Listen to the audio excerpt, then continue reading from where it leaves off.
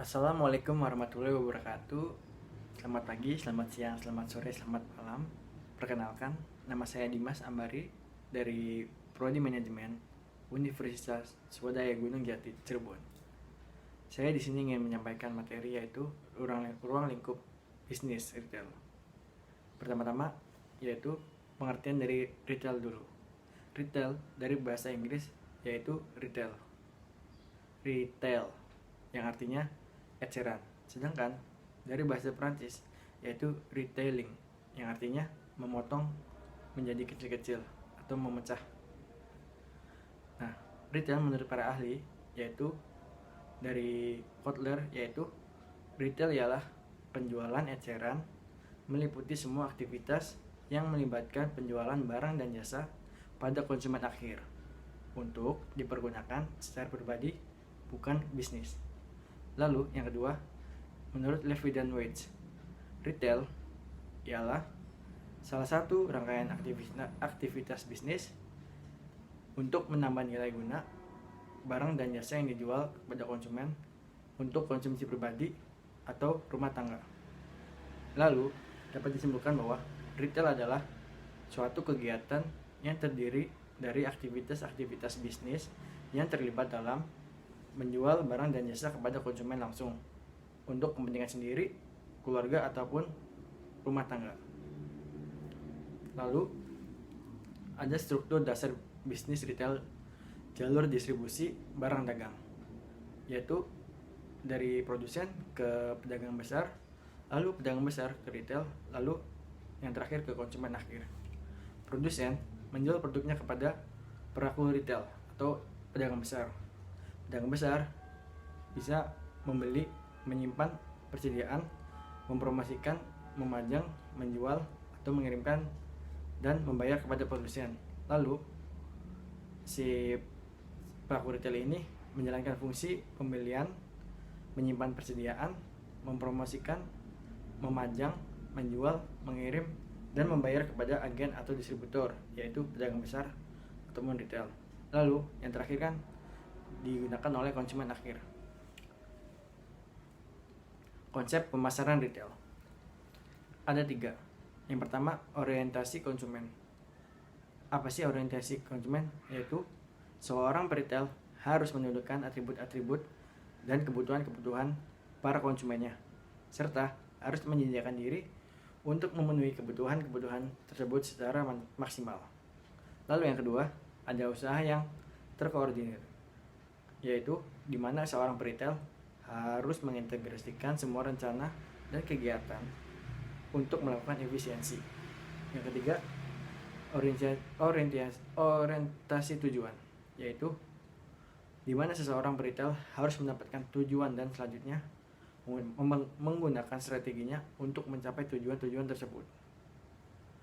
Lalu selanjutnya ada karakteristik bisnis retail menurut Bermans dan Evans, yaitu ada yang small and no quantity, impulse buying, dan store condition. Apa sih small and no quantity? Yaitu penjualan barang atau jasa pada karakteristik ini dalam partai kecil, yaitu jumlah secukupnya untuk dikonsumsi sendiri dalam waktu tertentu. Lalu yang kedua ada impulse buying. Dalam karakteristik ini, kondisi yang tercipta dari ketersediaan barang dalam jumlah dan jenis yang sangat variatif, sehingga menimbulkan banyak pilihan dalam proses belanja konsumen. Yang ketiga, ada store condition.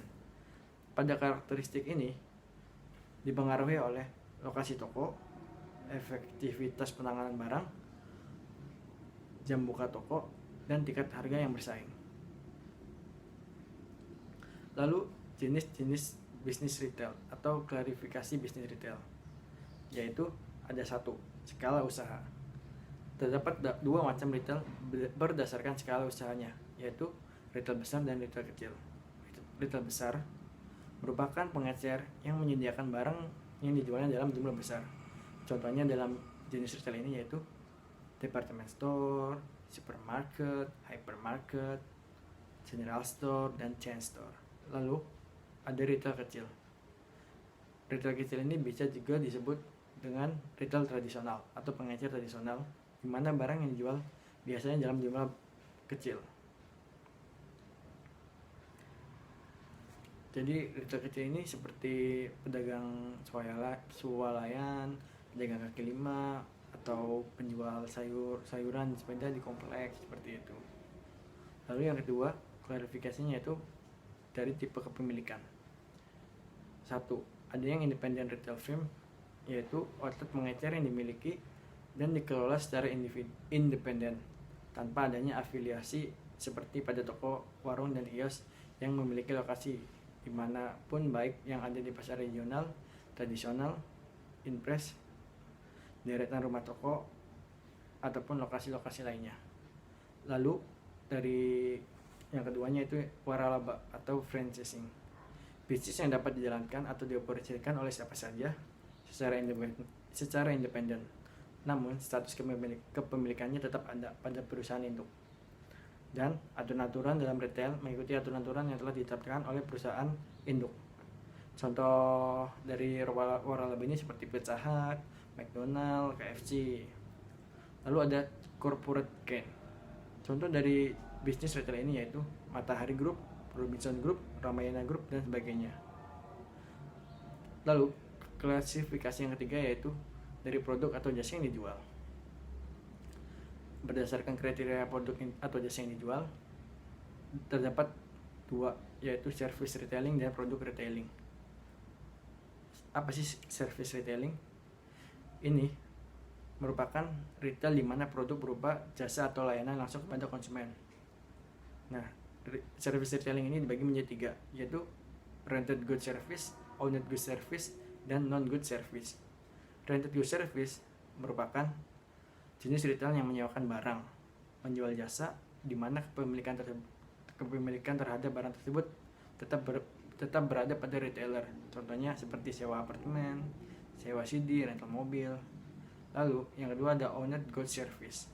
Retail di sini merupakan retail yang memberikan pelayanan jasa untuk perbaikan dan modifikasi barang milik pelanggan, seperti bengkel sepeda, bengkel motor, servis komputer, servis HP. Lalu yang ketiga itu non-good service. Retail ini menawarkan jasa personal yang bersifat intangible atau tidak berbentuk produk fisik, seperti jasa supir, travel, tour guide, tukang cukur, tukang joki. Lalu ada produk retailing. Produk retailing juga terbagi lagi menjadi tiga, yaitu toko serba ada atau department store, lalu katalog showroom, lalu food and drug retailer. Nah, food and drug retailer ini dibagi lagi menjadi tiga, yaitu pasar swayalan dan super drug store.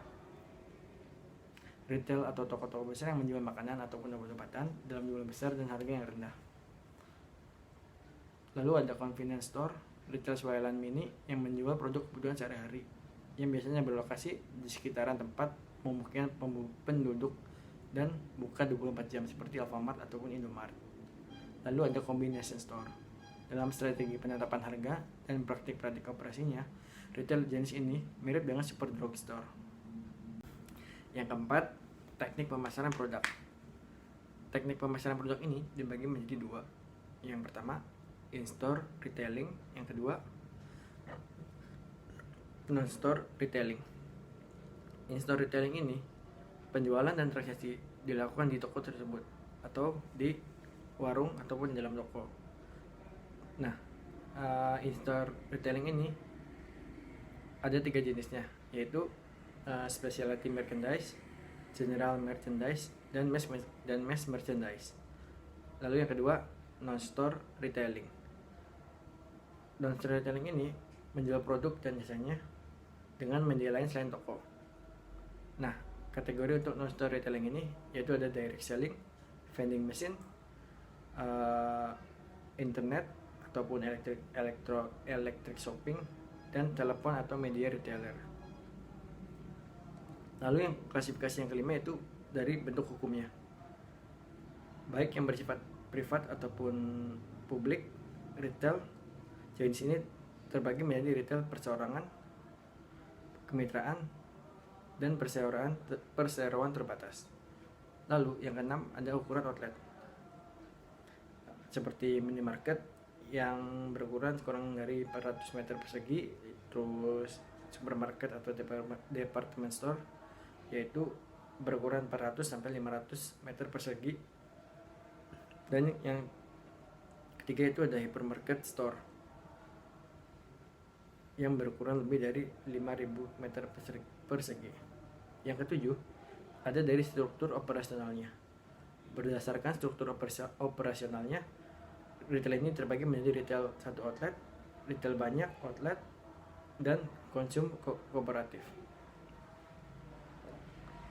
Lalu setelah membahas jenis-jenis klasifikasi bisnis retail, ada peran penjualan retail. Apa sih peran penjualan retail? Yaitu memberikan supply atau pasokan barang atau jasa pada saat dan ketika barang tersebut dibutuhkan oleh konsumen ataupun pelanggan. Lalu yang kedua, memudahkan pelanggan atau konsumen dalam memilih, membandingkan bentuk, kualitas barang dan jasa yang ditawarkan. Lalu yang ketiga, menjaga harga jual rendah agar mampu bersaing dalam memuaskan pelanggan. Yang keempat yaitu meningkatkan standar hidup masyarakat. Fungsi, kelebihan dan kekurangan bisnis retail. Kelebihannya yaitu modal yang diperlukan cukup kecil, namun keuntungan yang dapat bisa cukup besar. Bahkan untuk yang didapat bisnis retail ini hampir melebihi modal yang dikeluarkan oleh pengecer tersebut. Yang kedua, pada umumnya lokasi bisnis retail ini sangat strategis sehingga memudahkan pelanggan untuk mendapatkan kebutuhan barangnya. Yang ketiga, hubungannya antara retail dan pelanggan sangat erat ataupun sangat dekat. Dalam hal ini dikarenakan terjadinya komunikasi antara retail dengan pelanggan. Lalu kekurangannya yaitu pengelolaan toko retail dengan skala kecil sering mendapatkan kurang perhatian dari retail sendiri ataupun tidak terurus. Lalu yang kedua, administrasi atau pembukuan dalam bisnis retail ini kurang bahkan tidak diperhatikan. Yang ketiga, promosi bisnis retail sering dilakukan secara tidak optimal. Lalu faktor sukses bisnis retail yaitu ada kegigihan, lalu kejujuran, praktis dan realistis, dan memiliki pandangan tersendiri.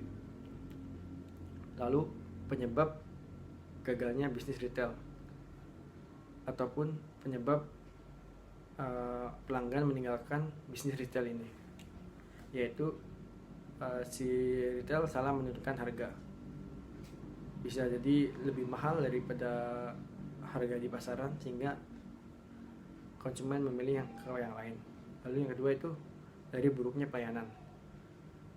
Toko retail ini sangat penting untuk melakukan good service atau pelayanan yang baik sehingga dapat memicu pelanggan untuk datang kembali. Lalu yang ketiga itu suasana toko yang kurang mendukung, dekat pabrik ataupun dekat tempat-tempat sampah sehingga malas untuk ke sana. Lalu tidak mengetahui pesaing, sangat berbahaya karena kita harus mengetahui lawan kita. Lalu kurang memahami produk yang dijual.